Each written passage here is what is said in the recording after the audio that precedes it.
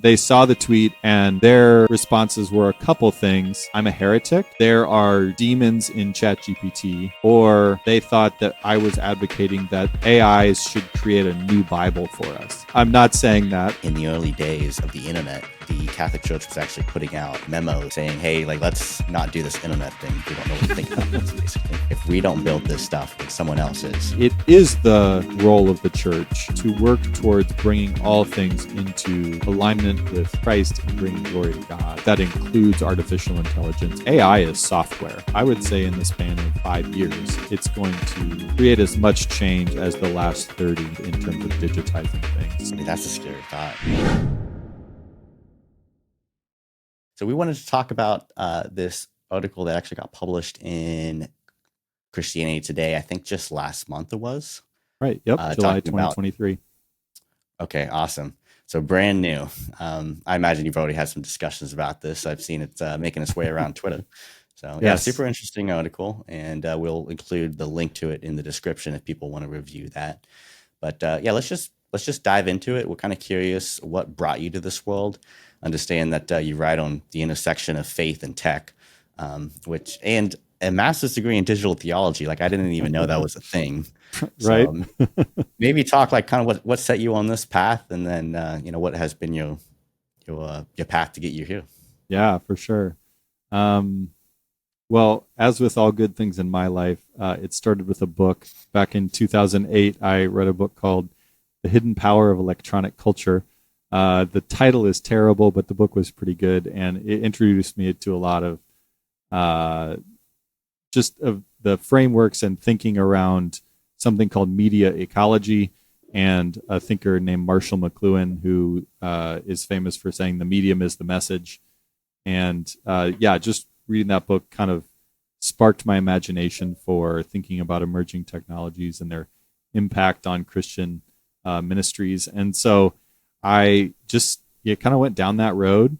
Then in 2017, I went back to school and got a master's degree in digital theology.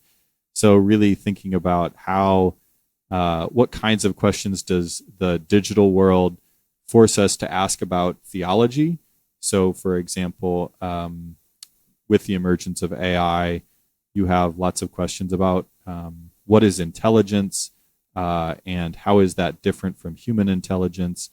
And if AI can do all the same things that humans can do, then what's unique about humanity? And that becomes a theological question very quickly. And so digital is sort of asking questions about theology.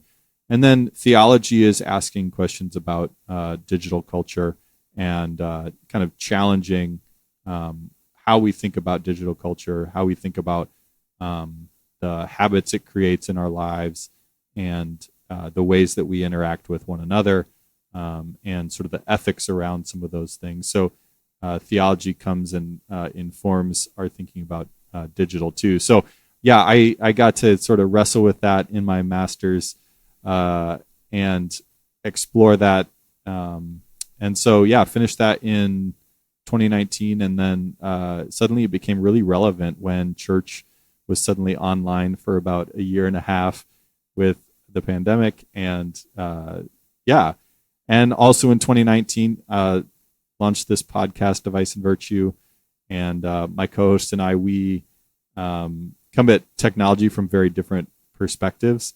And so he's much more of the alpha consumer, and I'm a little bit more of the Luddite.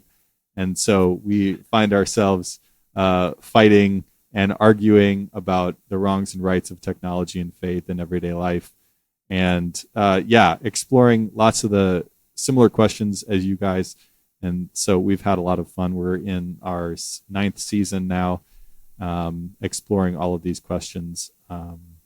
So yeah, it's been a fun process. And yeah, now I get to do consulting with Christian ministries, Christian organizations, just helping them think about, what's the opportunity here with emerging technology?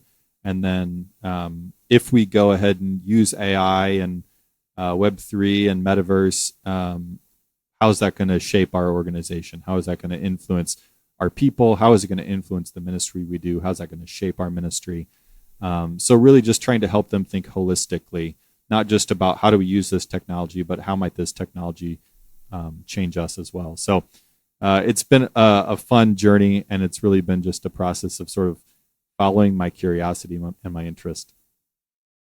Yeah, not only is that like a theological uh, equation to solve in our heads, but it's also a philosophical one too, because then you're talking about the human value from what makes a human human from a capacity standpoint, and it's like Yeah. there's a lot of different roads you can go down, whether that's high level decision making, risibility, all of those fun things, because the technology component basically dissolves everything into a math equation or a coding, Mhm. uh, a code of some sort, and that's not necessarily what we were created to be ultimately. And so it definitely treads some fine lines in terms of, can everything be that calculatable Right. internally, and of course a mathematical brain will probably say yep. And then somebody who's a little more opinionated or puts a little more thought behind things and isn't as transactional is going to be like, no, there's more to how the sausage is made here, and understanding what that is can be a multitude of different things. So you're, as you said, you're kind of you're not anti-technology, but you're definitely the more hesitant one. What are those things that you look for, opposed to your co-host, that when you're looking at new technology, what are some of the, I don't want to say apprehensions, but where do you get stuck or just need to see more? Because I just want Yeah. to flush that out a little bit, because we all have our different approaches in terms of, this new technology seems a little evasive. Like, Mhm. let's just pump the brakes, see what we're doing here. Or some of us, don't. We all have our different pain points when it comes to like, ugh, like, is that too far? So I just want to know what that is for you, because we all have that in some capacity. Yeah. Yeah, that's a good question. I think I would say my my approach is probably focused on a couple things. One is just that human beings are fallen, they're broken, they're sinful, and um, we don't have sort of the holistic picture, the entire knowledge that we would need to um, see down the road and understand the impact of our technology. Um, Even apart from whether we use it for good or for evil, and I think there are people doing both. I think there's just the reality that when we create something, it changes the habits that we have, the practices that we have. It changes how we relate to one another, and even if we're using Zoom to interact with one another, there are ways that collapses distance. It also collapses our bodies into a two-dimensional space. We come to understand and relate to one another in specific ways. Both of you, we haven't met, and I wouldn't know how to get to your house if I tried. And the path that I would take to get there, the landmarks I would see along the way, that whole experience informs and shapes the way that I understand our relationship and the way that I understand the context that you live in.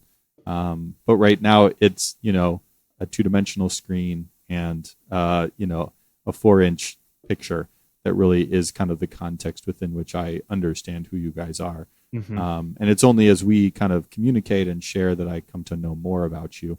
But that has an influence on how we understand who each other is. And, the same thing with Twitter. When we're on Twitter and we're typing away our furious beliefs and our opinions, that's shaping how I understand who you are.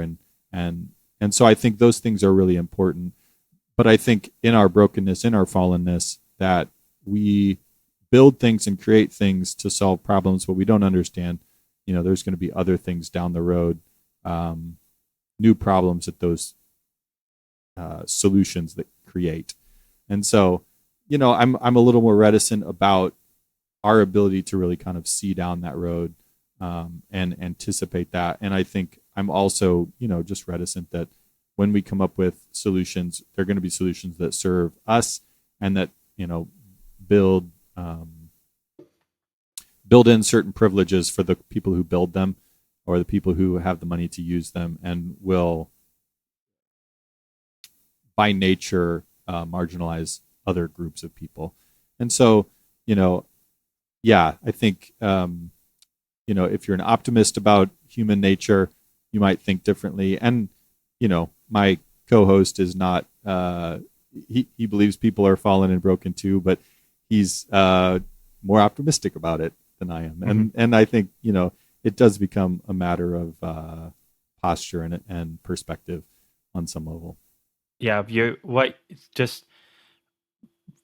in your statement there, two things stood out to me. Was one, like there is value in the authenticity of the human experience, the human experience of adventure, even, and making those steps and taking those strides to engage with somebody else at a human interpersonal level, and then also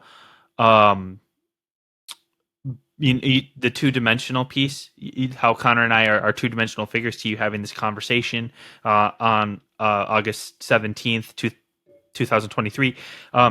It's very easy, and I even sometimes recognize this with work, using Microsoft Teams for everything, being distanced from people.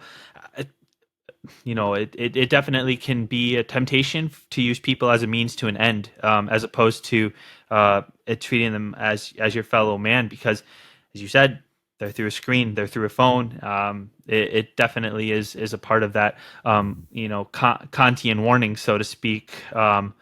And so that's at least what started going through my mind as you were mentioning that. So that was a really awesome explanation there. I appreciate that.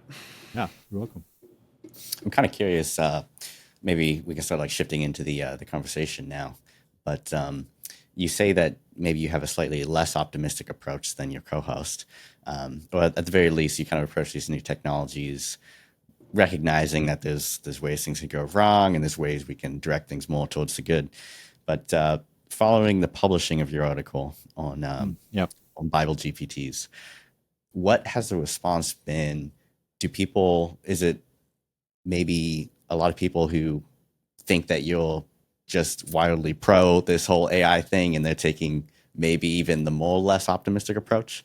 Because I kind of feel that maybe that might be the case, right? That a lot of Christians are kind of scared about these AI technologies, and if you come in here saying, "Hey, we might have Bible GPTs," people think that you're one of these crazy tech utopians, right? But that's not you.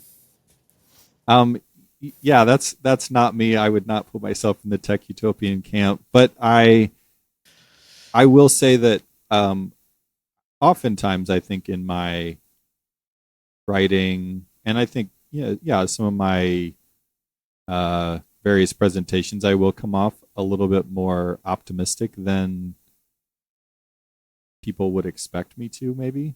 But yeah, just to sort of give your listeners a sense of the article itself, I was really exploring this question of what if the future of Bible engagement is chatting and not reading? What if the future is that we chat with the Bible more than we read the Bible? What happens to Bible readers, and what happens to church leaders if that's the case, if we go down this path of chatting with the Bible more than we read the Bible? And I really kind of went through and explored 5 risks and 5 opportunities of this sort of future, imagining this sort of future. And I think, I think by kind of having that balanced approach, some people are going to see it as very optimistic or very positive, and others are going to see it maybe in the more balanced way that I intend. Maybe some will see it as too negative.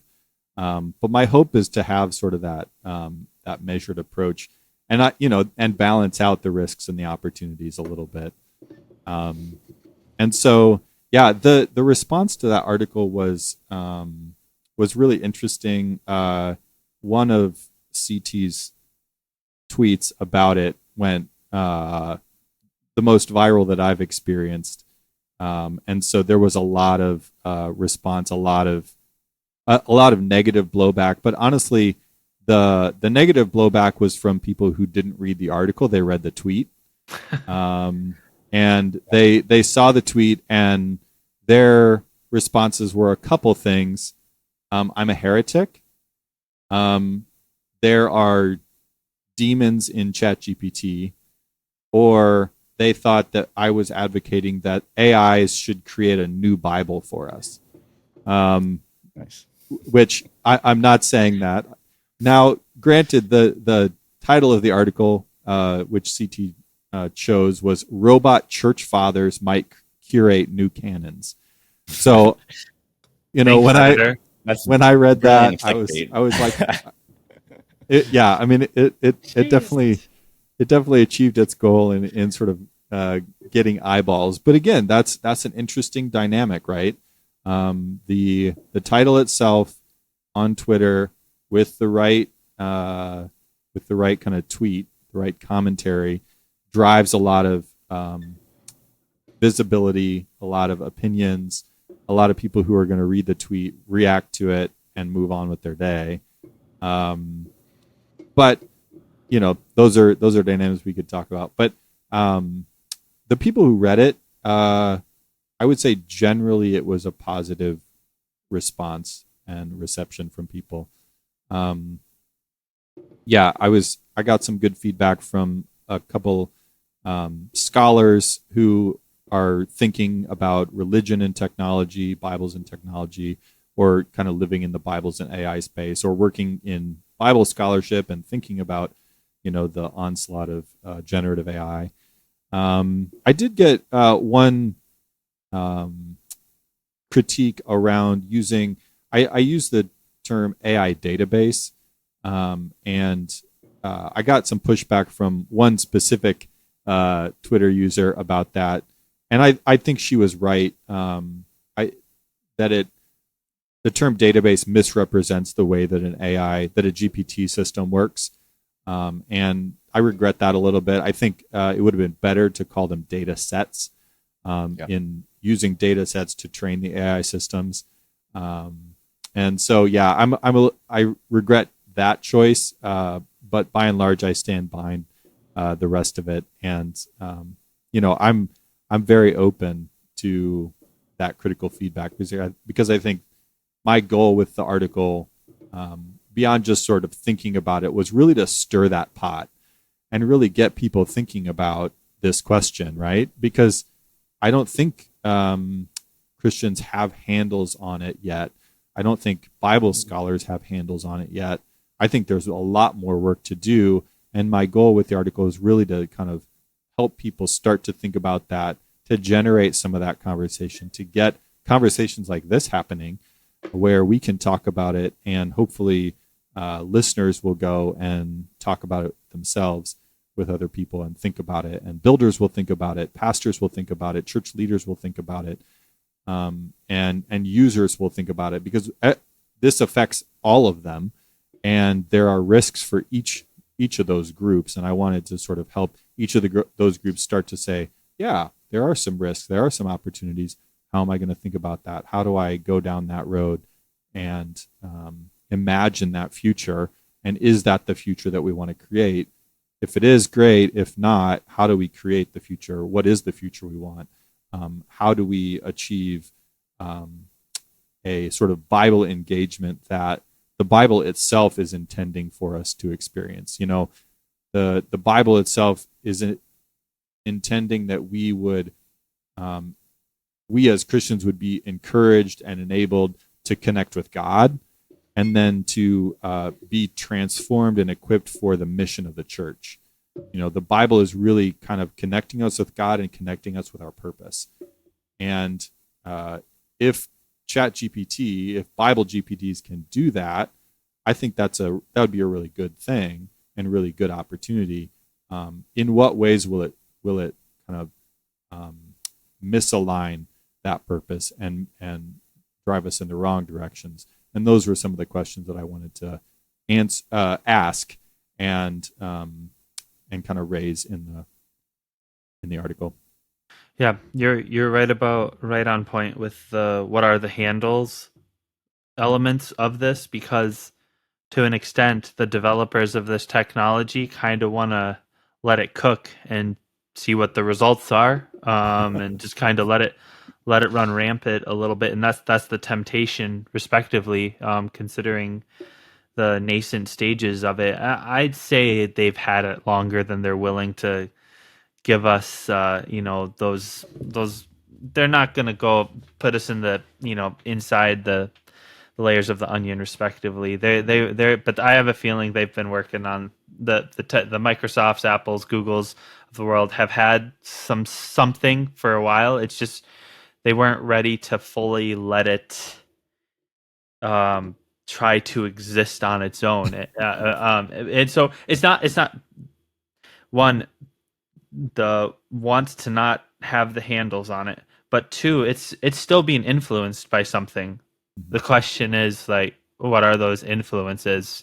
Because I willing to guarantee is probably the general thought consensus of Silicon Valley respectively, and personally, being in the Midwest, I don't really think like them in a lot of ways. So it's interesting how those certain levers can kind of push and pull and prod things in certain directions, but how they kind of just want to let this one just run rampant and see what happens. That's kind of different than what we've seen from them before, and who knows, maybe they have more control over it than what we even realize. Yeah. That's the kicker. It's like we don't really know. We're not that smart.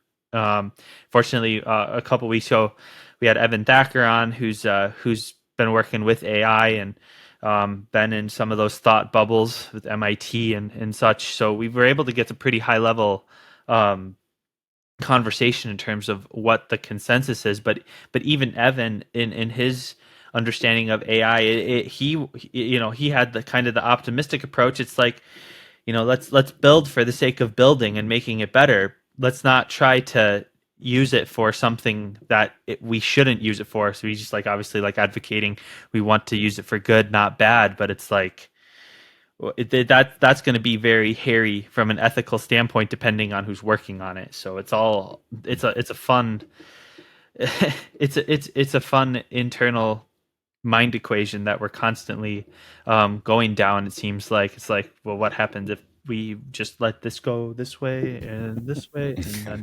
it seems like it's a never ending just mental game that we play ourselves as these hypotheticals, at least from where we sit, because I can guarantee you I am not going into AI to see what I can do to influence it. In fact, Microsoft's new technology that's going to be incorporating AI is probably going to become the norm for me at work sooner than later, and I'm going to be using it to type out emails and documents and generate reports, and there's nothing I can do about it because it's going to be such a time saver, and it's going to sound like me. It's not going to look like me, but it's going to sound like me. The way I communicate, it's going to pick up my cues and my P's and Q's and how I kind of incorporate all of that, and I'll be able to say, hey, make this look a little more official, or legal from a contract standpoint, or professional, etc. Like Microsoft's already doing that on Outlook, essentially.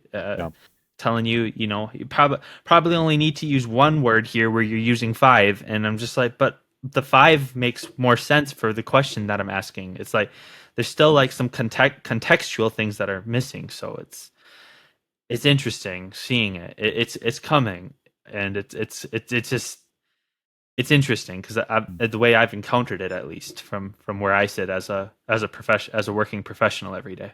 Yeah, it is going to change it's going to change almost every industry, I would say. I do think that it has. I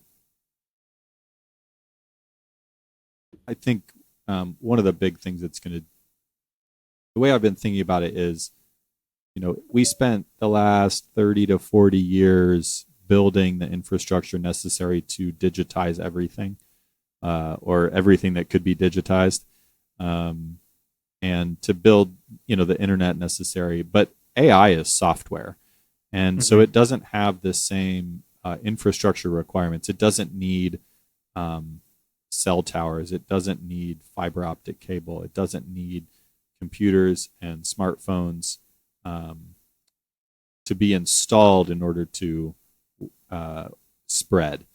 All of those things are already in place. So we've digitized everything already, and AI is going to, I would say in the span of 5 years, it's going to create as much change as the last 30 have in terms of digitizing things. So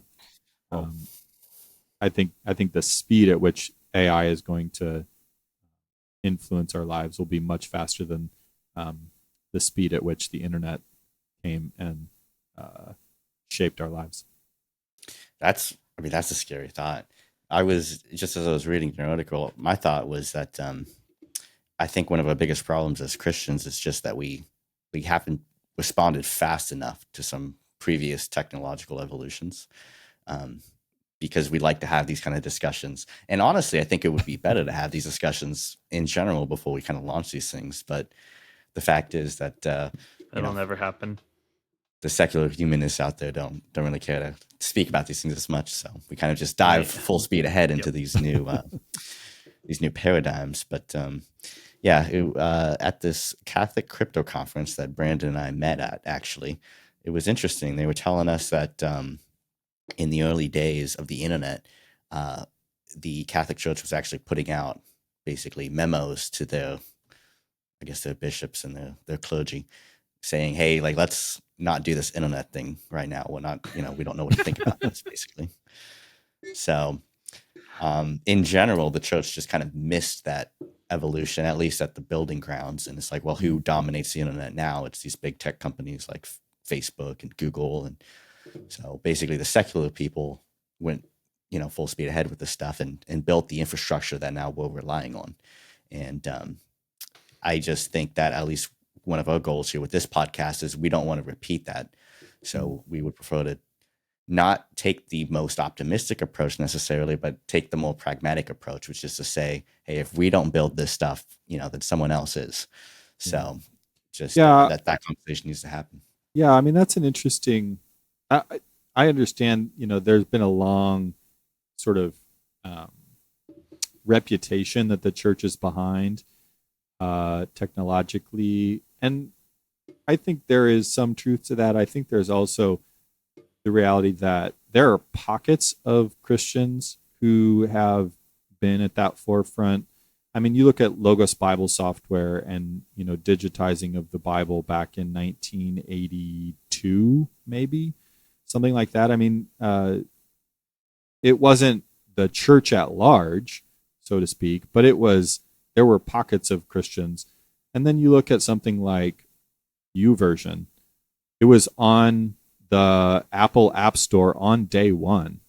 So the Bible was in the Apple App Store on day one, and it's, been downloaded 800 million times or whatever by now. And so, that was one church and one group of people who were making that decision. It wasn't the church at large, but they were kind of at that innovation moment. And you have even,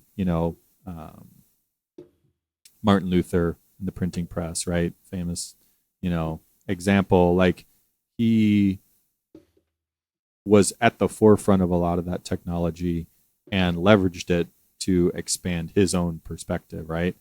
And I think even, I'm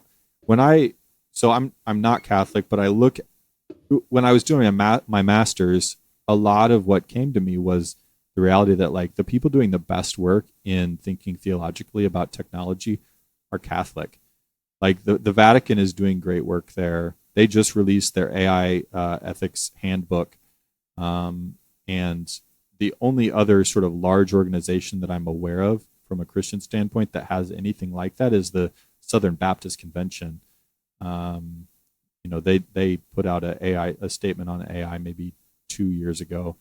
So there are people already thinking about it, but there's pockets of people. It's not the church at large that's doing this. It's not being adopted at large that way. But I do think that there are, small groups. And so, I'm hopeful from that perspective. And I think I would also say that I don't think it's the church's responsibility to build technology. I think the church's responsibility is to use it prudently. Well, to advance the mission, but to advance the mission of God. And I think that really means, in a lot of ways, like stewarding the spiritual lives of the world, and to help people steward their spiritual lives. And I think technology sort of draws us away from our spiritual lives in a lot of ways. It distracts us from our spiritual lives. And I think the church is a voice that needs to call people back to their spiritual lives.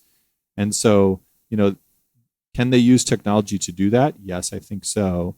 But it's not that they don't have the mandate from God to be the ones advancing technology. And so, I think I'm optimistic about the way the church does handle their technology.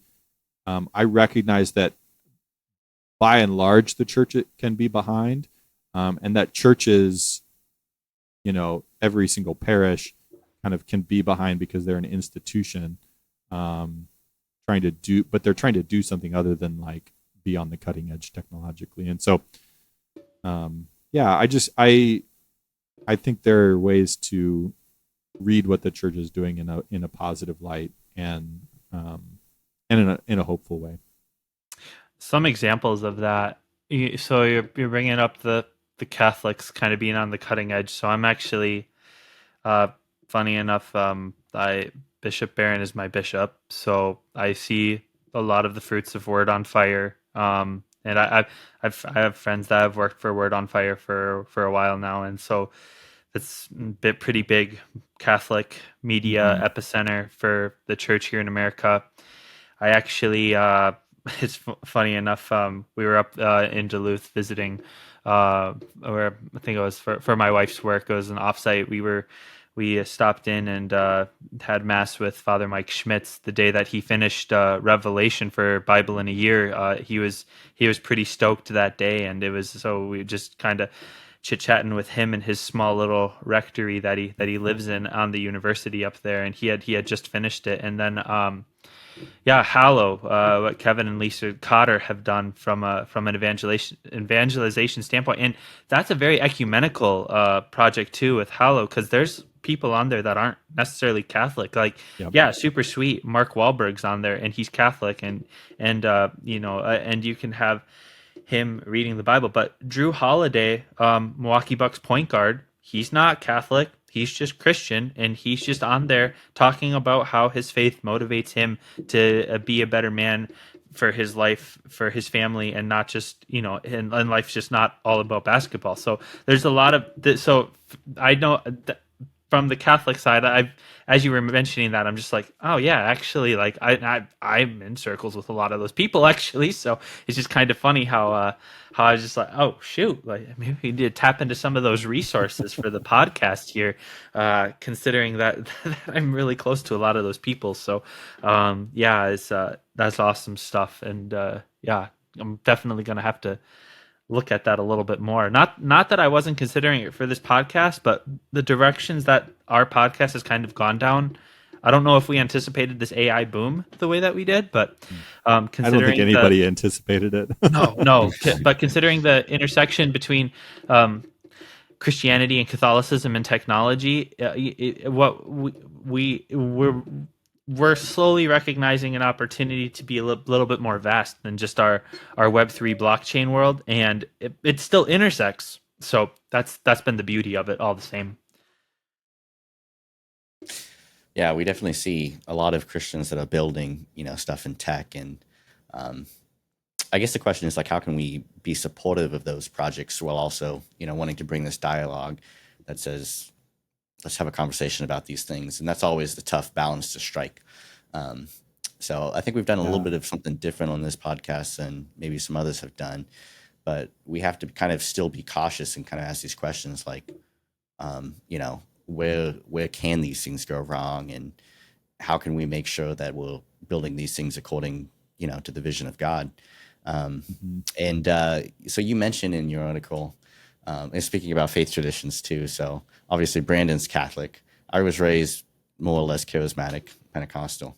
And so you mentioned in your Christianity Today article just this concept that we have all these different traditions, and we might need these Bible GPTs that are going to be trained on data sets within these respective traditions, so that they can respect, the Christian traditions of all these different denominations, right? Yeah. So I thought that was interesting. AI is going to want to make things more ecumenical, right?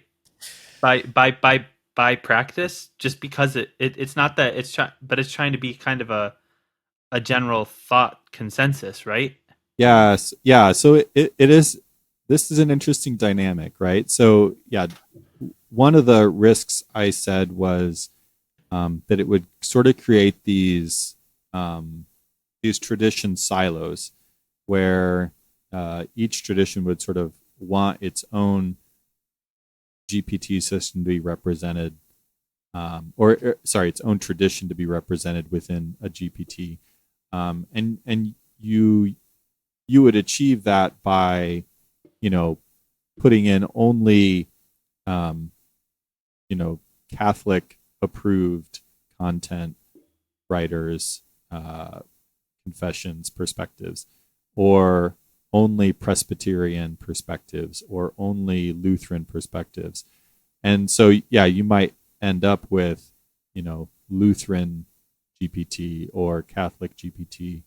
And so there's a need for church leaders to be the ones having a voice at that in deciding what goes into that data set.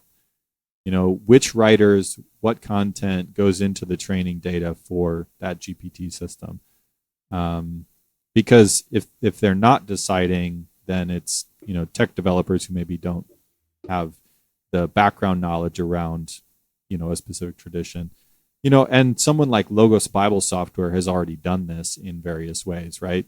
You can buy a Catholic package from Logos Bible Software. You can buy a Lutheran package or a Presbyterian package. So they're already making decisions like this about what qualifies as Presbyterian or Catholic or Lutheran or whatever. So that's, that's a risk. There's a bit of an opportunity there. But Branden, like you were saying, another aspect of this is that because GPTs are essentially these auto-suggestion features on steroids, where it's auto-completing your ideas, and it's taking, the last couple thousand words to extend forward the ideas, and it's using math to do that. It's using a probability or an average to sort of predict what's the most likely next word. And because it's depending on sort of averages and probabilities, it's going to tend toward the middle. And one of the things that I think is a potentially positive outcome here is that it's actually anti-polarizing. So it's going to move people towards the middle in any question that they're asking. They're going to kind of get the middle of the road answer in their perspective. And so, if you were to kind of throw everybody into the bucket from, Catholic to Presbyterian to charismatic, like if everybody goes in and you ask that question, you're going to get sort of the most common answer. And so that actually moves us away from sort of the polarizing dynamics of social media today, and actually moves you towards a more kind of shared perspective. Now, that's assuming that lots of people are using this on a daily basis, and they're sort of all asking similar questions, and it's moving everybody collectively towards this more common perspective. It could go the other direction and for some reason or another, but I think the way that I understand GPTs to be designed, they are going to move us towards a middle point at scale. Yeah, and pluralism is good to a point, but it's not going. It doesn't necessarily solve everything from a core belief standpoint, and that's where and there's gonna be those. What do I say? There's gonna be those. What do you call it? There's going to be those breaking points where people won't budge on certain things. Like I can think of internally where mine are in relationship to being Catholic versus, Lutheran. My dad converted to Catholicism before marrying my mom. And so just seeing that difference in the way he thinks about his Catholic faith in relationship to his Missouri Synod upbringing is very interesting, and that's why I've always appreciated converts' perspectives on Catholicism, because they're from an outsider who came in, and it's just like, how did you look at this before? Because it's different than I ever looked at it, being what they consider quote unquote a cradle Catholic. I enjoy having these conversations with other Christians because of their perspectives, us being very similar but very different at the same time. There's a beauty in the dissonance. But it's not necessarily a dissonance. It's more so just like a bunch of different ways to basically come to same conclusions ultimately, which is salvation. Kind of why I appreciate Connor on here, because him and I are both kind of naturally pessimist, but he also sees things very differently from a Christian perspective with his upbringing. So it helps to have the wide breadth of opinions and diverse thoughts, and that's partially it. It's like, as long as we can still extract and look at the differences side by side, that's all. I hope that the focus doesn't get too blurred in that pluralistic middle, because that could be the temptation. Like you were saying, it's like, what does the law of averages say according to the equation here, according to the language? And that's always where I kind of get like, oofta, like this is great. This, it's kind of like, keep my technology out of my Sunday, or out of my faith, or out of my prayer. It's like, and then here I am pulling up the act of contrition on my phone when I'm in confession, because I can't remember the prayer anymore. So it's the lines get blurred all the time between like where technology is acceptable, where it's not, and it ultimately it comes down to what is the utilization point? Is it bringing you closer with your faith? Is it drawing you in, or is it separating you? So that's kind of where I kind of sit with it from my internal perspective, at least. I'm just curious from your standpoint how you see that. Well, yeah, I guess I'm thinking even about we're kind of using technology in this broad sense.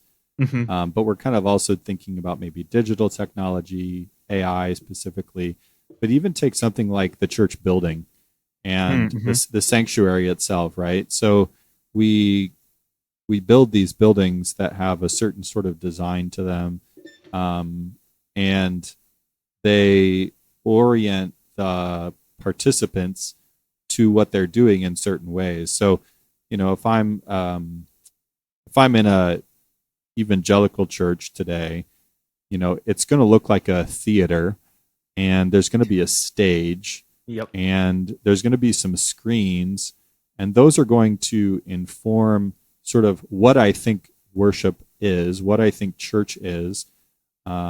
Whereas if I go into a Catholic church or an old cathedral in Europe, it's going to be a little bit different. There's going to be some similarities. You might have a raised platform that some people might call a stage, but sanctuary, the acoustics, right? The acoustics are going to be very different. Yes. And so the music might be very different, and the nature of kind of what you're doing or what you're seeing could be different. And those are all just things that are informed by the buildings that we've built to do the worship that we do. And so in the same ways, like, we could say there's ways that we've kind of moved towards a middle, and most churches kind of look like this today. I've been in Catholic churches that feel more like an auditorium. Absolutely. And so, there is sort of a law of averages kind of driving a little bit of that too. And I think that's maybe a rough parallel to the ways that an AI system might move us towards a theological middle. That's a great parallel. That is I've been noticing that extensively as of late too, in a lot of new churches that are being built, and even cathedrals that are being built. They kind of share the same what do you call it? Just the same look, architectural. What do you call it? Just abstract. Like they started to. Yeah, just modern and abstract. It's just like the same as like the things we're seeing in parks now. It's like, did we really need to make it look that obscure and abstract if it's going to be a church? Like what's wrong with the church looking like a church? It doesn't have to be like the shape of a really strange triangle. It's just a church should be. It would be nice if we saw a church, we knew what the church looks like, and it's like, yep, that's a church. I can guarantee it, no questions. But lines get blurred, so. The strip mall churches. I mean, I feel like that's such a quintessential American thing. You're gonna have a church in a strip mall, or an old movie theater that's been transformed into a church. Or shoot, even the local in bigger cities, they have like Sunday service at the local performing arts center, where they literally had the Broadway tour come through the night before, and on Sunday people go there and it's quote unquote church with a rock band. And it's just I saw some crazy stuff at a building we were having an event at one time, and I was just like, what? Like there's church going on here. We're very humble, just we hold church wherever we can. Yeah, fair. That's fair. But I like this idea of that we could have like different GPTs for individual denominations, or at the very least that we could have some sort of a measured approach to these things, and in such a way that we could build AIs that respect all of our individual preferences and whatnot. But I do think there's something to this concept that in general, the biggest, platform is usually what succeeds or what ultimately dominates our life. You have the Twitters of the world, the Facebooks of the world, the Googles, and it's like you just can't escape from them, right? And so, and ChatGPT, seems set at the very least. I'm sure there's going to be competitors, but it's creating this general AI that can just be the go-to for most of our questions. And while I would agree with you that the church or Christians in general don't have a responsibility to build tech, I would hope to see more Christians involved in some of these projects that are, what ultimately becomes like the societal standards, the Googles, absolutely, the ChatGPTs. And so, so I'm curious, this is a question you asked in your article. I don't think we're going to get to like any of the other topics on the outline today, but that's just the way these things go, but there's so much here in this one article you wrote. But so your question was, in analyzing like what kind of writing should be included in, these hypothetical Bible GPTs, who's going to be making these decisions, right? Is it going to be denominational leaders, tech leaders, book publishers, people who control the intellectual property? And I think that's like really the question, like who are we like talking to? Because we can have these conversations, amongst ourselves, but if we're not the ones that are building it, right? Or if we can't convince enough of us who are using it to demand that this stuff gets built, then we're probably not going to succeed, right? So I feel like that really is the question. Like, so who is it that we really need to educate on these things and convert or speak to? Yeah. And I take your point. Perhaps I overstated a little bit when I said I don't think the church has a mandate, because an example I think that a lot of tech builders might think about, Christian tech builders might think about, and I think rightly so, would be Bezalel. Exodus 31, Bezalel is given the Spirit of the Lord. He's the first person in the Bible who is given the Spirit of the Lord, and he's given to the Spirit of the Lord to build the tabernacle. So he is a skilled craftsman, and his work is to build a place of worship for the Lord. And he uses his skills for that purpose.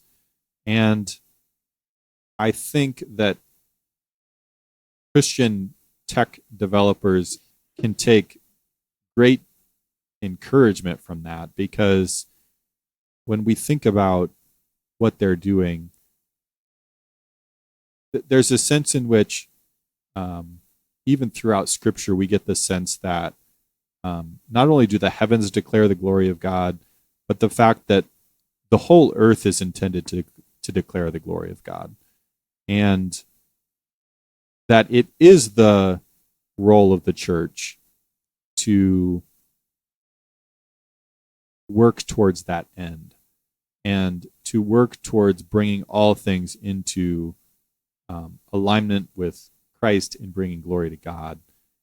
And I think that includes artificial intelligence. And so, I don't want to create this sacred secular divide where pastors are doing the good things and all the rest of us are doing sort of secondary work, because I don't believe that at all. I think that each of us, as we are called and led by the Spirit, are following the Spirit into the good work that we have to do. And so, yes, the work of a tech builder is to not only do the building, but do the praying and the thinking behind what they're building, and to continually steer that back towards the worship and glory of God. And what does that look like? We have to think about that together. And my hope with an article like mine is to sort of spark that conversation. So yes, I think you're right on in saying there's a place for what tech builders are doing, and they need to be involved. And I think, in fact, they are being called by the Holy Spirit. I think they sense that call in their own lives to do that building, and I sense the call on my life to help think that through, to help frame our discussion in terms like Bezalel, so that we have this frame of thinking about our work.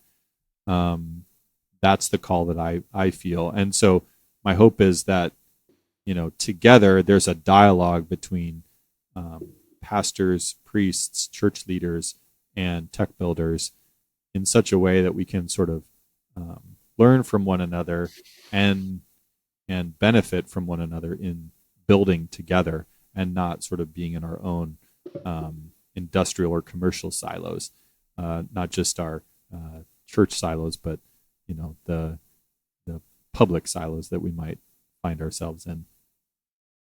That was well put. As we close things out here, we just really appreciated you taking the time to join us this evening. Thank you very much. And as we close things out, where can the people follow your work? What's up and coming? What conversations are you prompting in your future writings? Let people know where they can follow you. All the things I'm prompting right now are on ChatGPT. So, okay. No, I'm kidding. None of the writing that I'm doing is coming from ChatGPT. I've used it less actually in the last couple of months than I did earlier in spring. I'd say the best place to stay in touch with what I'm doing is still Twitter at Adam Graber. But man, I heard someone call it Elon Musk's zombie site. recently, and I was like, man, Kind of what it's turning into. That feels too accurate. And so I feel a sense of despair about that. But you can check out my writing or just other ways to contact me on my website, adamgraber.com. Would love to have people check out Device and Virtue if they're intrigued by that. Those are the best places to connect with me. Awesome. And we'll be sure to leave links for those in the description of this video. As always, this is the Crypto Conversion Podcast, and we hope you all have enjoyed. Please like, comment, review, subscribe, unsubscribe, resubscribe, wherever podcasts are found. Subscribe to Device and Virtue as well to listen to Adam and hear more of his thoughts. And we will see you all on the next episode. Have a great week. Peace.